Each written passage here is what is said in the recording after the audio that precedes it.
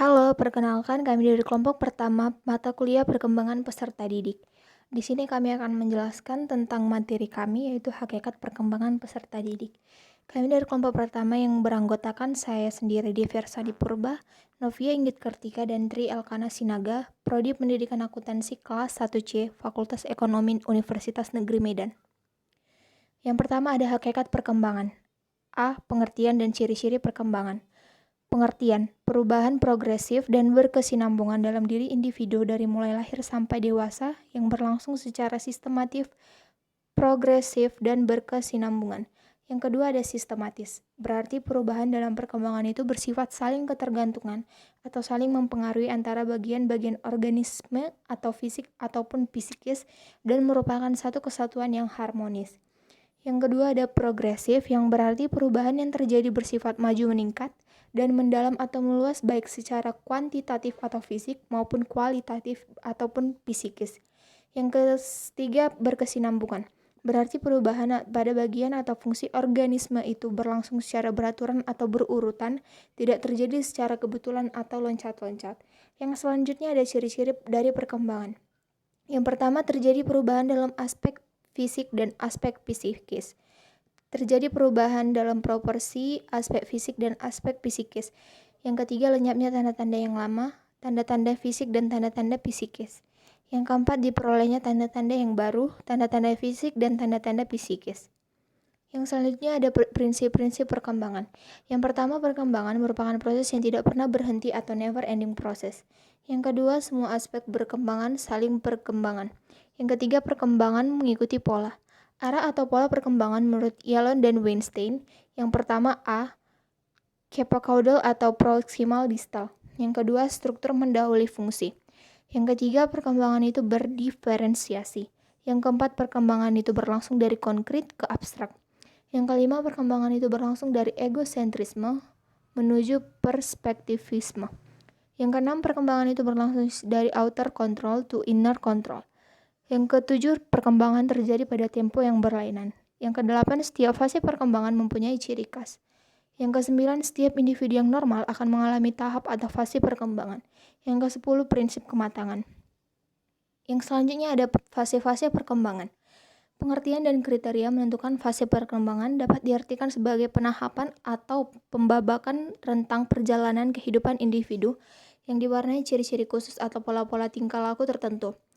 Yang selanjutnya itu ada tahap-tahap perkembangan berdasarkan analisis biologis.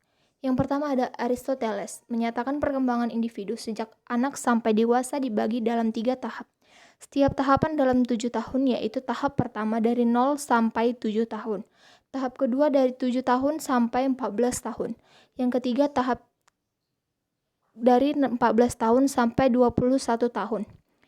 Yang selanjutnya, Kretschmer menyatakan bahwa dari lahir sampai dewasa meliputi 4 tahap, yaitu tahap pertama dari 0 tahun sampai kira-kira 3 tahun, tahap kedua dari kira-kira 3 tahun sampai kira-kira 7 tahun, tahap ketiga dari kira-kira 7 tahun sampai kira-kira 13 tahun, yang keempat dari kira-kira 13 tahun sampai kira-kira 20 tahun.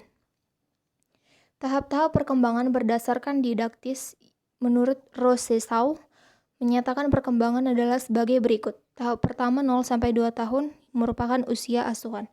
Tahap kedua 2 sampai 12 tahun merupakan masa pendidikan jasmani dan latihan panca indera. Tahap ketiga 12 sampai 15 tahun merupakan periode pendidikan akal. Dan tahap terakhir 15 sampai 20 tahun merupakan pendidikan watak dan pendidikan agama. Kriteria pentahapan perkembangan. Berikut ini fase-fase perkembangan individu. Yang pertama, masa usia prasekolah 0 sampai 6 tahun. Yang kedua, masa usia sekolah dasar 6 sampai 12 tahun. Yang ketiga, masa usia sekolah menengah 12 sampai 18 tahun. Dan yang terakhir, masa usia mahasiswa 18 sampai 25 tahun. Yang pertama ada masa usia prasekolah, yaitu masa vital. Pada masa ini, individu menggunakan fungsi-fungsi biologis untuk menemukan berbagai hal dalam dunianya. Yang kedua ada masa estetik, yaitu pada masa ini sebagai masa perkembangan masa keindahan, terjadi kegiatan eksploitasi oleh panca inderanya. Yang selanjutnya ada masa usia sekolah dasar, yang disebut juga masa intelektual, masa keserasian bersekolah. Pada masa keserasian bersekolah ini secara efektif, anak-anak lebih mudah dididik daripada masa sebelumnya dan sesudahnya.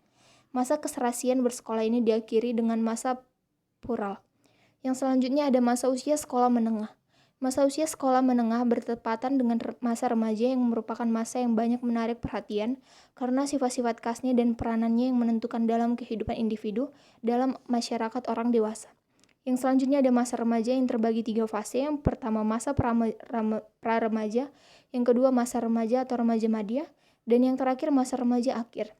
Selanjutnya ada masa usia kemahasiswaan. Tugas perkembangan pada masa usia ini ialah pemantapan pendirian hidup. Pada masa ini, individu telah mencapai masa kematangan untuk memilih calon pasangan hidupnya dan telah mampu merencanakan karir masa depannya. Terima kasih atas partisipasi dalam menonton video dari kami. Sekian dan terima kasih.